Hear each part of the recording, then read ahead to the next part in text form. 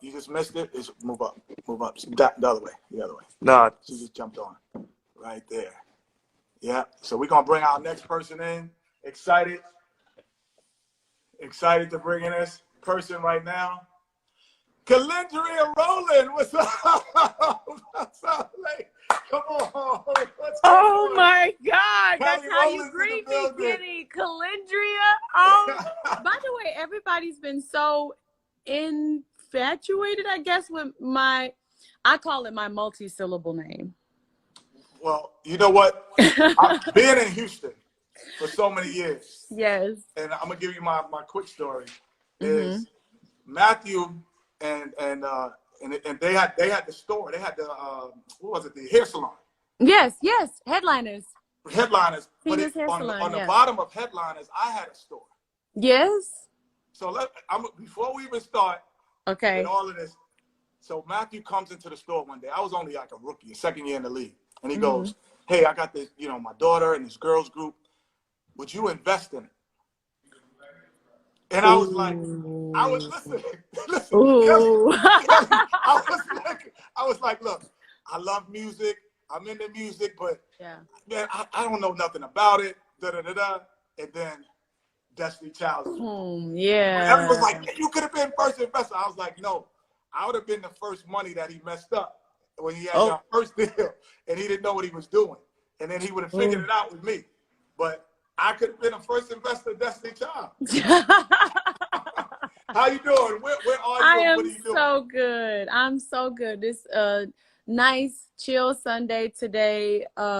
Just happy to be with my guys, my husband and my son, and we're literally just gonna be on the couch today, just watching whatever Titan wants to watch. I'm so grateful to see another day, for sure. Well, I'll tell you what, you got a lot of people that they're just. I'm looking at all of the things coming up. Hi, everybody. Thank you for having me, Kenny. Yeah. Well, come on, Clutch City. And the other thing that you might not realize is that we used to say when the first championship, we used to call ourselves Destiny Child in the locker room. No way. Because it was right at the time when when all the split happened. And everybody was like, oh, Destiny Child, blah, blah, blah, blah. Are they going to make it? Are they going to come back? Yeah. And so in the locker room, we were like down 3-1. And everyone's like, oh, are they going to make it? Are going to be that? And I think it might have been Vernon Maxwell. He's like, oh, we like Destiny Child, bro. We coming back. I so love calling it. ourselves Destiny Child back in those days. I love it.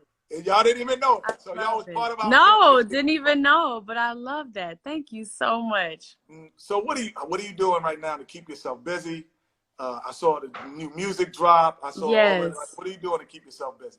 I mean, between new music and I actually just got back in the studio yesterday. I'm so excited. My engineer's been quarantined, and so we can finally like work. You know what I mean? Right.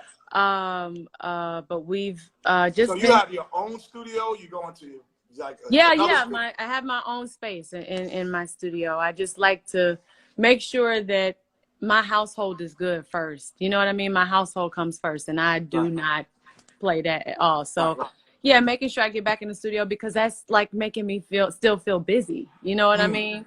Because the slowdown for me was definitely like, okay, what are we gonna do now? And the uncertainty was giving me a little bit of anxiety. So I came up with this thing called Coffee with Kelly, because it was so much information on TV, and it was just coming in at such big doses, and it's something new every day. And I was just like, oh gosh, I need to kind of pick myself up out of this. So I did the Coffee with Kelly, and we were on there talking about all kinds of kinky, fun stuff. We were having such a good time, and people sending in the funniest questions. So it's been a lot of fun. Well, I'll tell you, during that time and during this time, I have a saying that in this quarantine, if it lasts out of the quarantine, it would have lasted for 10 years. Like, it's going to last. Yeah. And if you create it during this quarantine, it will last for 10 years. Yeah. But if it doesn't survive the quarantine, it wouldn't have survived the 10 years running. Yeah. Yeah. Businesses, relationships, whatever it is. So this is the time. Well said. Building that. That's such a good dose of wisdom. That's true, Kenny. You know, I just feel like this is an important time for us, and like we have an opportunity to really look at what we built. Like we can see that beautiful home that you built. Some people still might not want to be in it. Yeah. You know what I mean? Yeah. You No, in there, for sure. you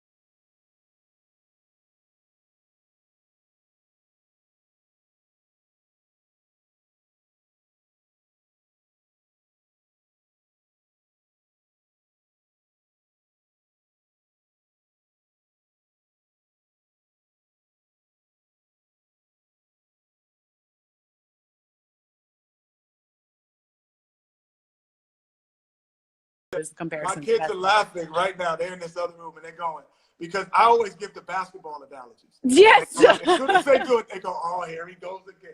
I'm like, see, this is like a team. In this team, there's got to be a point guard. Somebody's got to lead the show. Doesn't mean that the guy rebounding is not as important as the guy shooting. Like, so I'm always giving those kind of analogies all through the house. By the way, growing up in Destiny's Child, we were basketball. It was all about basketball. How's that? Well, because it was like, okay, if B is like Michael Jordan, Kelly, you got to be there, right there to get her, like Pippen would, and you know what I mean. It was like that kind of thing. So we were always watching. He would let us have us watch basketball games. We would look at different plays, like, you know, the way this play is, this person is helping this person. That means that when such and such is going down, then you have to make sure that y'all have each other's back. Like it was actually really good. I think it was really good for us. And I'll give you a really good analogy. I'll never forget somebody just brought this up in another interview, doing this Hot 97 Summer Jam. Right. We were all petrified to go out because people were booing us, like boo, boo, boo. What, this must have been early. No. This was like in the height of like Survivor and like no, not Survivor. I'm sorry. No, it was like the beginning of the writings on the wall, and everything was like doing really, really well. And so next thing we knew, we're on the side of the stage and I'm looking at B and she looking at me and we looking at each other like, what is about to happen? There's this look that came upon her face like, we're about to kill this. And when I saw her look, I literally went and I was like, okay, I'm not going to let you go out there by yourself. Went right behind her and we went out there and performed in all of the booths.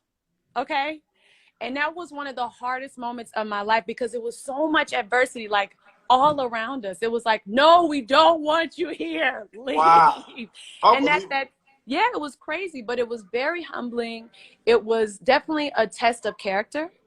And I would say that it sharpened us for the better, and it was incredible. And that, by the way, that wasn't the last time. We got. Well, I'm sorry I was booing that night. No, I'm just I wasn't there. It wasn't me. It wasn't me. No, but that's you basically just described being on the road as a home team, that you're playing against the home team. That's exactly what happened. Like you have to find something that makes them change their direction and their thought about you in that moment. Because I've also realized that most people that boo, they're really not booing at you. They're just in the crowd moment. Like if one person does it, it's like a mob effect and everybody's doing it. Because you know what was humbling for me the first time I went to a professional basketball game as a viewer? I had never gone growing up. We didn't have enough money to go to a New York Knicks game. So I went as a pro for the first. I was the second year in the league, and I sat in the stands and I watched the Clippers play the Golden State Warriors. And I looked in the stands and I noticed how many people actually wasn't watching the game. Wait, what were they doing on their phone? Don't you say on their phone, talking to each other, eating. I would say 20% of the people in the stands watch the game from start to finish. The other 80 are there for the and it relaxed me. I said, "Oh, I don't have to perform for 25,000 anymore. I'm really only performing for the 12 next to me and the people here because everybody's not paying attention." And I thought, when you're on the court, you think like everybody's watching, like, oh, let me fix my shirt, let me wipe my nose. You think everybody? No. Even when I've gone to y'all concerts, I'm not watching the whole time. I'm talking to my person. I go to the restroom. No one can do that. So I never thought that, and that really relaxed me as a performer and as a basketball player. Same thing. Wow. Yep. Wow. But I mean, do you think that that's changed because of the times, like with phones and everything? Oh, I think it's worse now because I see people like this now. They're like this. So anyway, and they're recording you, but talking to someone else, and they're not actually watching. I've seen that sucks. 100 times. But they'll go back and they'll go, but only about 20% of people were actually there, are really paying attention. That's my theory. But I have a challenge for you. So what I've been doing, I've been giving a week of groceries to random people on my Instagram. Just that's my random act of kindness. Okay. So I want you to come up with one for the people that's watching. Everybody that's watching. Like, here is a random act of kindness that I want you to do at your home. I was saying earlier, I had Fat Joe on. I got Candace Parker coming on after you, Aaron Gordon. I was like, Fat Joe was like, I'm gonna wash the dishes for my wife. I've never washed the dishes ever. It's like, oh, you got to do it. You got to film it and send it to me. So give everybody an act of kindness. Okay. It could be big, small, or whatever. Okay. But you got to do it too today. You just can't do it. Well, I actually really like yours. Can I actually bite off of yours? Because I think what I'll do is when I'm in the next time I'm at the store and I'm in a line, I will take care of somebody's groceries in front of me. Give it up for Canada's grocery shopping. So wait, come here, London. She wants to say hello to you. Malloy, you probably do, but you know. But my little one, she wants to say hello to you. Oh my gosh, you are so beautiful. Yes. Thank you. Hi. She can't see you. So these are 2 of the 5. They want to say hello. And my daughter, it's so nice to see you. She's like, but she's in the music business and the industry and acting. And so she's following your footsteps in that. So I always point to you on what they need to do. Thank you, me. I don't know if you remember when I saw you at the concert, I was like, your son, when he started the hoop. Yes. To me. Yeah. I got him. He's so big. He's so big. And that's why I told you. I was like, send him to me. Because so big. I might not get him in the NBA, but I could get him a college scholarship. Okay. I will remember that. I'll remember that. There it is. It's so good to see you and your beautiful family. And I actually am going to the store today with my mask and my gloves and everything else. And I'm going to do that. That's going to feel really good. Thank you. Yeah, there it is. Ladies and gentlemen, Miss Kelly Rowland. Bye, guys. Miss Calendria Rowland. Oh, my God. Stop. Bye. Oh, let it up. All right. I think who we got next? I think Candace might be on there already, is she? We're giving out. We're gonna start. I might just do a whole giveaway section of like just give them out. Bang, bang, bang, bang. Oh, there she is. Candace Parker. What's up? Look at you. Wait a minute. Time out, man. Wait, time out. You can't get come into my on spot. my line. Hold on. Get into my spot. You can't come on my live stunting with the glasses on. No, I just worked. I would have made you proud. I worked out on this Sunday, so I'm trying to get like you. You got the Emmys in the back. I'm trying to get the 2 trophies and all that. So. Well, I'm gonna tell you what. You have a lot more because I was thinking about this before. Y'all want to go back into it, but you'll bring them back. Y'all, you know Malloy. You know everybody. Yes. Our Valley crew. But I was looking at it, I think it was like a couple of weeks ago. We were talking, and I was on the phone talking. We were talking women's WNBA and what they might do this summer.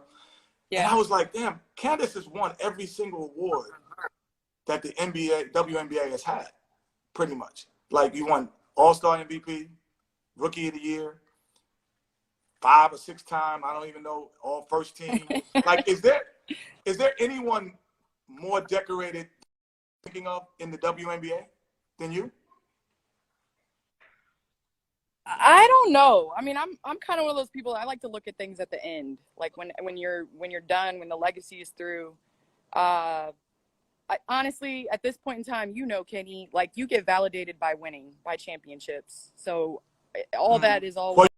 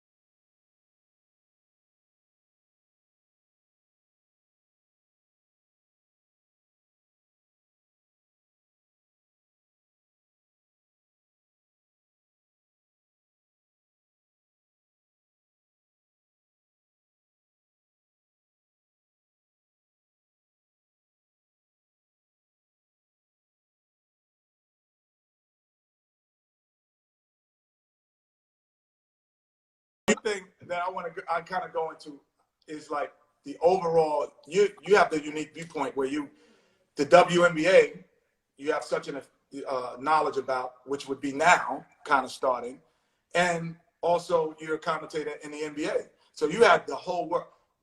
In terms of basketball, where should we go? What do you think and how we should do it?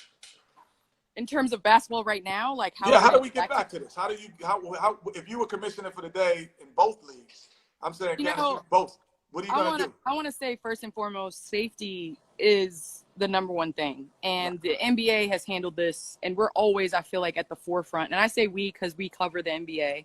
Right. But I feel like the NBA has always been at the forefront of change, of taking a stand, of doing maybe what's not popular at the moment. And so for them kind of like to be the catalyst of stopping everything, I think says a lot. And I think that they should be the ones to kind of kick this off. The WNBA is in a unique situation because we don't charter, we commercial.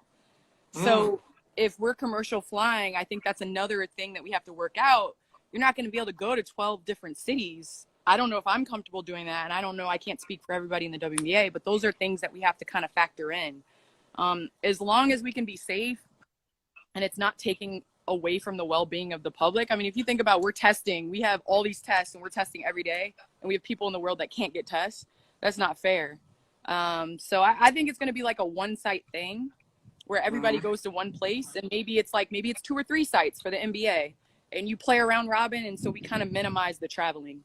Yeah, I do like that. I feel it has to be some tournament type of idea, and I'm just so everyone knows, I got Angela Rye coming on, who kind of can give a real perspective of like what is really going on in government and how we can relate that to sport, because she's in the trenches. So I just wanted to have her on to kind of give me some clarity on what this was about. Because there's so many different, everybody has an outlet at this point in time. Everybody can give their opinion through social media. So it's kind of like in the trenches.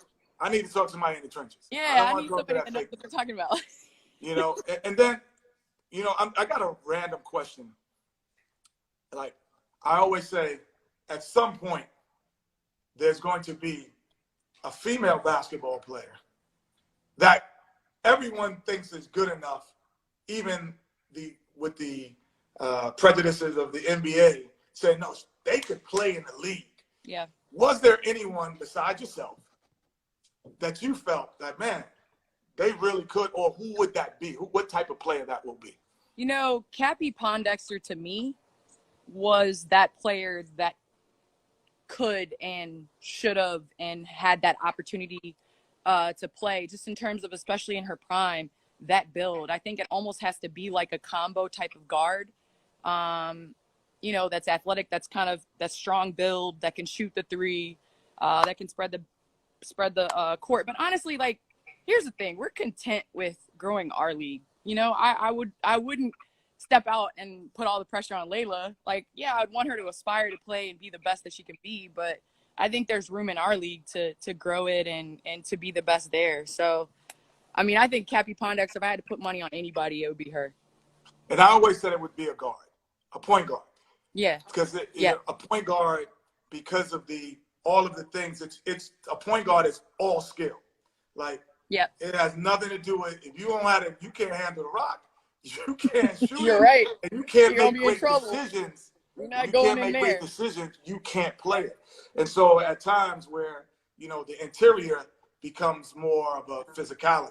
So, but on that perimeter, we used to have, back in North Carolina, we used to have most of the women team, they would play with us in the summer. Yeah, in the summer. We've had so many, Pam Oliver and all these people. I mean, Pam, they used to play with us in the summers, but always the guards, they would be like, man, she's killing you, Kate. I'm like, yo, she's doing the same thing I do. Like, yo, if I go double, she can shoot the three. Like, what are you talking about? Of course she's going to hit that. Like, they couldn't understand how they played so well against, I mean, we were the #1 team in the country, and they were there killing us at times because guards do the same thing. Yeah, and I grew up playing with guys, playing with boys all the time. And I had older brothers. And so I think it's the opportunity, Kenny. You see it now with your daughter, your son. Like, it's the opportunity. It's like people being like, okay, you can do this. It's not just all of a sudden kids and the league is getting more skilled. It's like opportunity. It's seeing things. It's, you know, being on YouTube and seeing these different drills and going out and practicing it. It's like imagine if we would have had the rehab and all that stuff for our knees at the beginning of our carear. No. So it's I don't want that's what growth is. Yeah. I'm hitting Angela, letting her know we're going to be ready for her, but we have an act of kindness today. We have this act of kindness that everyone has to do. Yep. You're going to tell people what they should do, their act of kindness, but when you tell it, you got to do it yourself. Yeah, of course. So, what would be the act of kindness that you're telling everyone to do? Kelly Rowland just said she's buying a week of groceries for the person, the groceries in front of them in line today when she goes to the grocery store. What would be yours? So mine, I'm big on, like, yes, financially, like, giving is so important, just giving money and things like that. But everybody has 24 hours in a day, so I'm big on giving time as well. And so I encourage everybody to give 20 minutes of uninterrupted time throughout the week. It could be either today, tomorrow, whatever, to everybody in your family of what they want to do. Like, with what they want to do. So 20 minutes of time. 20 minutes of uninterrupted. Man, I see some smiling faces over here, man. Put your phones down. Kenny gonna be playing LOL dolls. You gonna be out in the shooting hoops. You already do that anyway. But 20 minutes of what somebody in your family wants to do and find out more about them and things like that. Because I think, you know, you could do surface hangout where you're on your phone, but do it. As my daughter is screaming from the Paris is like 20 minutes. Well, Look, Layla just opened her window and is screaming, really? Yes. So we got one picture before you go. London made this for you. I love it. That's you. I guess that's you, so Duncan cool. Ball. I can't wait to hang out. She just did it. So I'll screenshot it and send it to you. Please do. I miss you guys. Thanks for coming. Thanks for coming on Candace Parker. No problem. Bye. Yes. Next up. Uh-huh. Now we're gonna have the voice of reason come up, and I just needed her to kind of give me a real direction on what I should be doing, not only in this time but in life. And she gives all this advice, so she's got to give it to me. Come on, what's up, Miss Fry? How are you? I thought you funny. forgot about me. You had all these superstars on. I was like, oh, he forgot about little old me. No, we closing it up with you. We had a bunch of talkers. Now, Fat Joe, he's a talker. He's good though. He's good. They're calling him Jopra right now. Yeah, but he's a talker. He was scheduled for 5-10 minutes. He went 25 minutes. He had a word on this Sunday morning. He got to do what he got to do. He definitely did. How are you doing? Where are you? How are you doing in this crowd? I am in LA right now. I'm doing well. I am thinking about all of the people all over the country and really all over the world who are really dealing with the fallout from this pandemic. I am personally grateful for the time that I've had to reset and think about what really matters to me and trying to find creative ways to connect with my family when we're all so far apart in all of this. And I think I'm trying to stay grounded with the fact that there are a lot of people who aren't able to take this time to really connect with whatever's next for them. Like they are really just trying to survive. So I'm staying really connected and grounded with that reality. So doing that, there are people who in our society who kind of have great opinions. Yeah. Or come up with great ideas. Mm-hmm. But I think you're in a unique position where you could do both, but also what the other people are saying. Yeah. So what's happening that we don't know?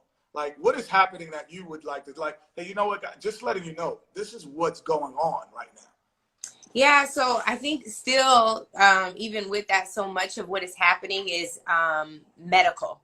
And I am being so cautious to not kind of go into territory that's not mine, in that I'm not a medical professional. I'm a lawyer by training and, found my way into the political space. And what I'll say on the policy side is that fortunately,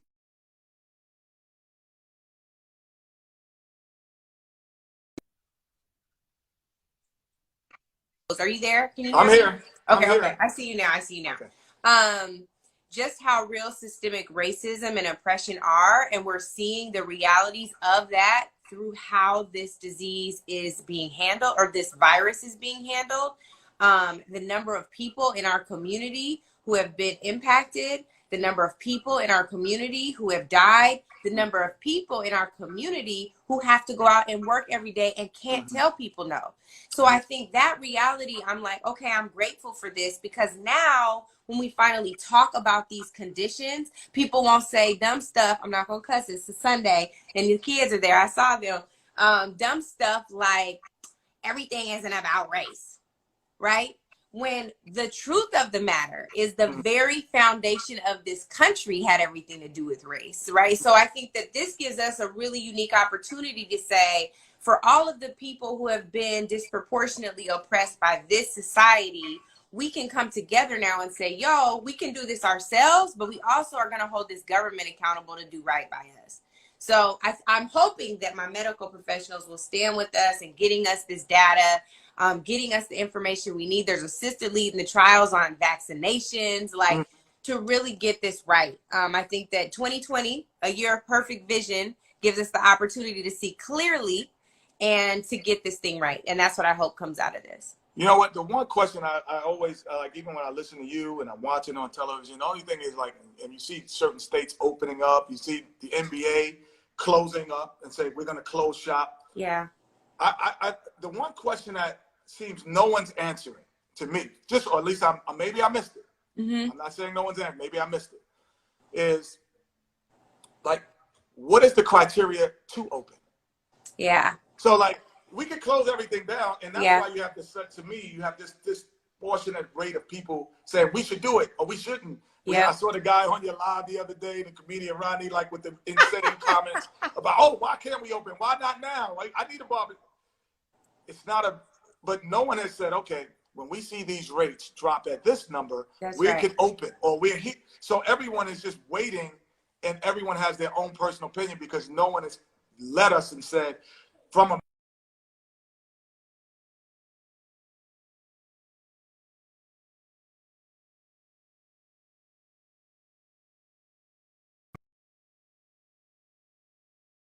him. Okay, yeah, there can you see me? I'm sorry. Now I can. Yeah, I'm back. So you were talking about the criteria. So is there someone that said that? Did anyone say that and I missed it? So this is what I believe. So it's Sunday, so this scripture to me applies. There's nothing new under the sun, right? We know that history is bound to repeat itself. What we know is that there are countries that were impacted by coronavirus before we were. We should look at the best practices from those countries and do what they're doing. There was an expert from Hong Kong on CNN super late last night, and one of the things that I heard him say that I thought was so compelling was, listen, it's not rocket science. If you still have cases, right, and there are new reports of coronavirus positive cases in your state, you should not be opening up. Because what's going to happen is you're going to have, the numbers are going to skyrocket. He said, until your numbers are zero or very close to zero, there's a significant decline and almost no new cases. You shouldn't be opening up. That's what they did there. So why would we do something different? That to me is common sense, right? It's like, why are you endangering people? Saying that I said this on Revolt, you're saying that your lives don't matter, but your work does. And there's a disconnect there that we just really can't thread. We have to. So who should be telling us this, Ms. Rye? Who should be telling us this? I think that the governors are responsible because they're the ones who are making those. They have the discretion to make that decision. Right. We should be listening to the very brilliant Keisha Lance Bottoms. She's telling us what it is in Atlanta, right? And I think that there are other people who can be responsible even when the federal government will not be responsible. And I think that we should listen to Dr. Fauci because he's the one on that on that federal stage that makes the most sense to me. I'm just saying. Well, I like I said, I just at times it's kind of like, well, if you're gonna make a meal and you don't tell me what temperature to put the food at. Yeah. And just, I'm guessing, is it 350? Is it 415, 425? Then I'm not going to have a perfect meal. But if there's some cases that allow me to understand what's going on, then I don't. In terms of sport, I think for us as in the NBA and Adam Silver, you know, he led the charge of stopping. Mm-hmm. So him leading this charge, what advice? I do have to commission the number on speed dial, so maybe we could just give a call. What advice would you say? This is what, as a sport, really pay attention to.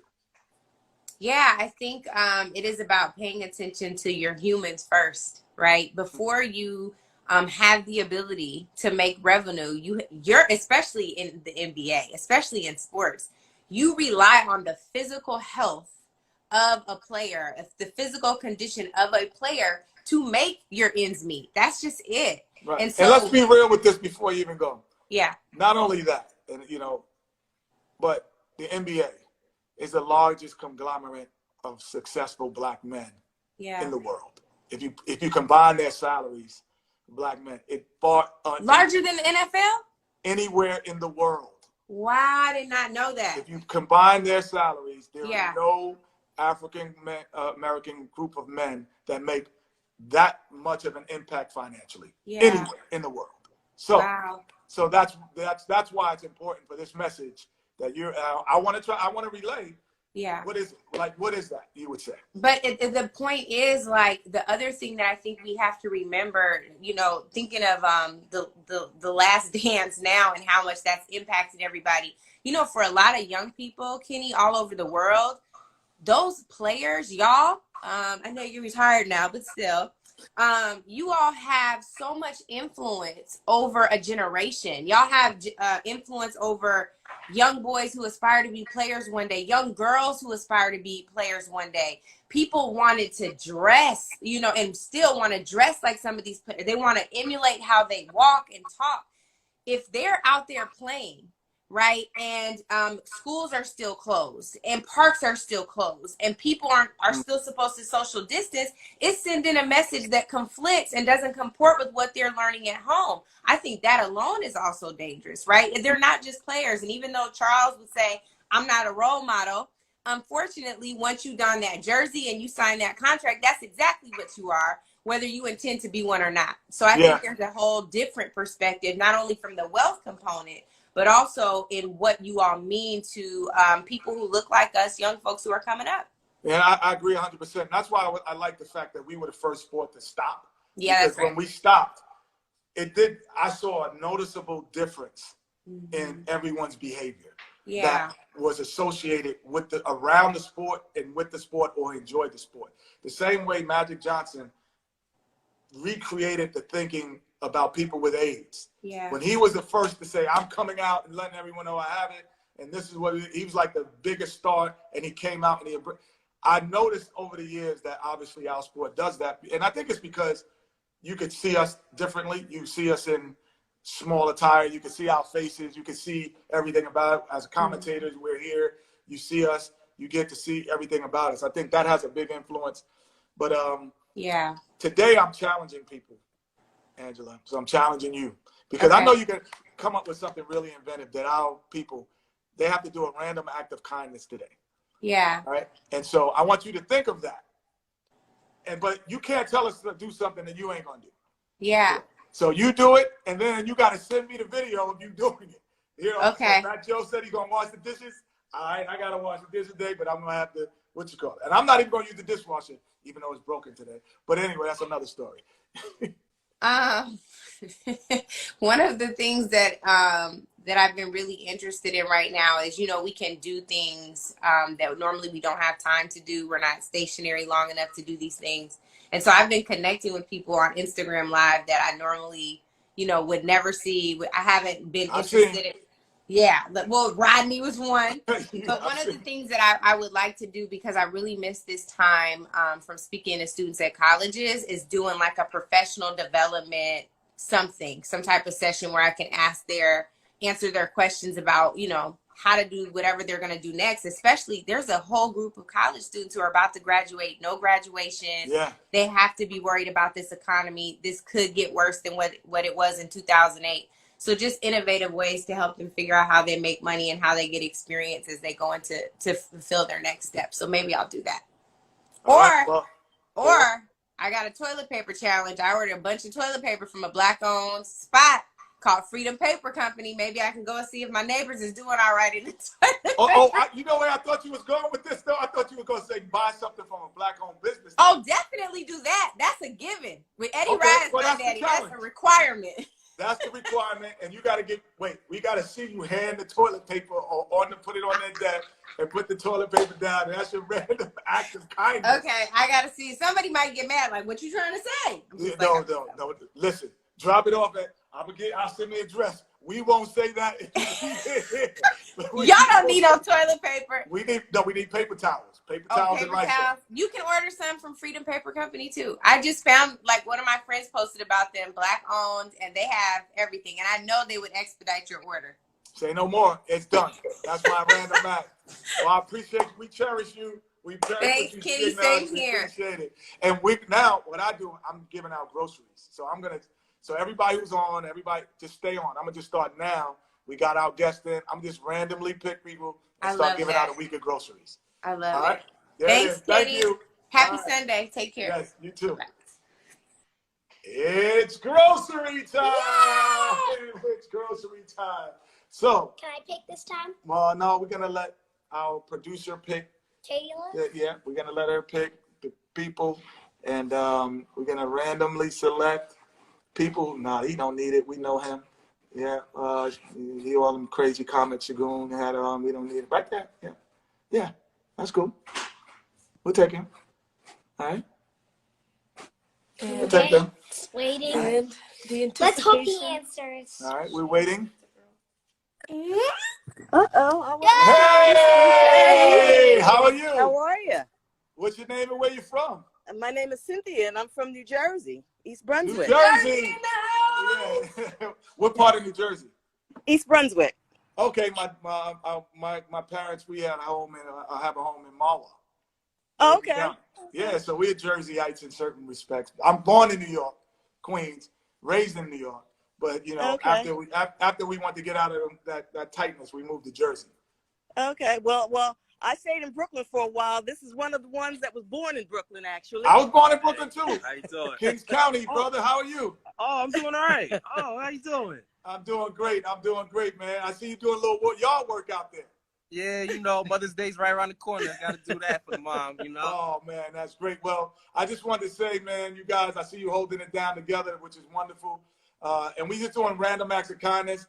And what we're doing is we're going to gift you a week of groceries. All you have to do is send me your Cash App, and I'll send it to you. We already got you. We're going to DM you. And if you don't need it, send it to somebody else. Yeah. All right, I'll do that, Kenny. Thank you. Yes, but it's a random act, man. And I hope you guys are staying safe. What are you doing to keep yourself safe out there? I have a big backyard, so we're finding a lot of little projects to do. And since I'm a Jersey girl, I do a lot of gardening. And oh, man, that's wonderful. That's wonderful. So we've had on the show today, I don't know if you've seen the whole show. We had Fat Joe, we had Kelly Rowland, we had Candace Parker, Aaron Gordon, and we finished with Angela Rye. So, and we're coming back. Yeah, no, it was a fantastic show. There you go. Random app. It feels good. Thank you. All right, we got you. Bye. All right, we got. Let's do a couple more. Let's do a couple more. See what they're doing. You know, we're picking over here. Let our producer pick. We're giving her out. Let our producer pick. Okay, let's hope he answers. Mm-hmm. She answers. Oh. Hey! Hey, how are you? How are you guys doing? Oh, we're doing great. How are you doing? I'm doing well. God is good. What's your name and where you from? Francis, and I'm born and raised in Brooklyn, New York. Oh, we got a lot of Brooklyn, New Yorkers in here. Brooklyn's in the house. Yes, I see. Do you see it? Do you see it? I see. How are you holding up? How are you holding up there? I'm doing well now. I had dealing with some anxiety a couple of weeks ago. I have underlying conditions, and I'm hypertensive, and I suffer from congestive heart failure. But I believe in the Lord Jesus Christ, and I know that beautiful. Let me add that to it. Can I add the fact that you look beautiful today? And you're so sweet. Thank you. You're glowing. There's an internal glow that is glowing from you for sure. Thank you. God bless you, Kenny. I love you on TNT and Shaq and Charles and Ernie with the bow ties. I've been watching you guys for years. I love you guys. Just as something small that we could do is we're going to take care of your groceries this week. All we have to do, we're going to DM you, get your Cash App, send it to you within the next half an hour. You'll have it. And if you don't need it, gift it to someone else. But it's just gifting in this time where thank you. We are connected, even though we are. Thank you. Your children are beautiful. I have 2 daughters that don't get to graduate. I have an 8th grader and 6th grader here that won't get to graduate. Hey, honey. And I have my 24-year-old daughter who's in nursing school, and she graduates next week via online. Well, let her know that I said both of them congratulations on their graduation. And second, thank you. It's an internal feeling. That's just the external part. It's an internal thing. It's like getting married. You know, you got the wedding, but the life is after. So let's go. Kenny, I was with you with Aaron Gordon. He was robbed. He was robbed. I started following him immediately when that happened. I said, not again. Yes, he got robbed indeed. He's gonna love that. You said that. No question. I love it, Aaron. If you're watching, I love you. You're awesome. You got robbed. I love Zach Levine. I'm not hating on Zach. But this year, no. Robbed. Well, Rob, no question. Well, we're not getting robbed today. We're gonna help you out, and we help a friend. So appreciate I live in you. Columbus, Georgia. I'm not going back to work because it's not safe for me. They're opening up the stores. I'm staying home. Yeah, that's all. Because everything you got is on that device you're on right now. So everything you need is on that device. You can even work from that device. Yeah. All right. Stay safe. You guys are awesome. Great. No question. Bye. All right. God bless. Let's get somebody else before we cut off on this gram. Let's get one more. Couple more. Man, she was just a great light. spirit Yeah. of light coming through there. I don't know if you guys saw it. I felt it. So I just enjoyed watching her. She made me happy. She made you happy too? Yeah, no question. All right, we're gonna get one more here. And Hope he or she answers. yeah, because we don't know that name could be Waiting. uh-oh, they're connecting. Hello. Hey, Hey. Hey. how are you?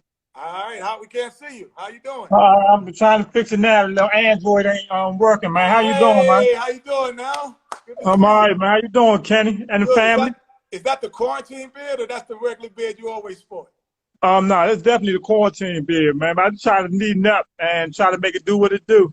No doubt. Well, you're looking great, my brother. Where you from and what's your name? I'm from Washington, D.C., Kenny. Oh, D.C. I love that Yeah. DMV. I love the Man, DMV. it's pathetic what's going on. Number 45 is crazy. Oh, my God. But we got a cameraman. His name is Anthony. He's from the DMV. So we always talking about everything in D.C. from the go-go music, from Chuck Brown, Right, all the way of course. to today. You know, the Lynn Bias stories all the way up, man. Right. I love the DMV, man. Man, I appreciate it. I really like what you're doing and the people you had on here today. And Appreciate that. all we can do is, man, continue to pray and keep pushing and be healthy, man, you know? Indeed, man. Well, what I want to do for you, man, like I said, it's just a random act of kindness, man. We want to just say, hey, this week of groceries, man, just chill out. We got you. We got you today. And My man. And if you don't need it, then gift it to somebody else. You know, I'm not trying to get in everybody's business where they at, but if you do, gift it to somebody else. All you gotta do is send us your cash app, and we're gonna give it to you. And it's all you, brother. And then just do something nice. We had Khaled said he's gonna do the dishes for us. Right. We had Fat Joe. Yeah, Fat Joe said that. Fat Joe, yeah. Kelly Rowland is gonna. Kelly done buy the dishes. Yeah, she done buy groceries. So you got to do an act of kindness, one of those things today. But we got you today on that. I got you, and like you say, well, I mean, I got the text now, but whatever I do, like, okay, for one, I have MS. I have multiple sclerosis. I'm in a chair, but I fix phones. I do a lot of like technology work. Oh, really? For the seniors that I live in the building with, because they old, they don't really know. But next time I fix somebody's phone, I'm gonna take a picture and I will send it to you.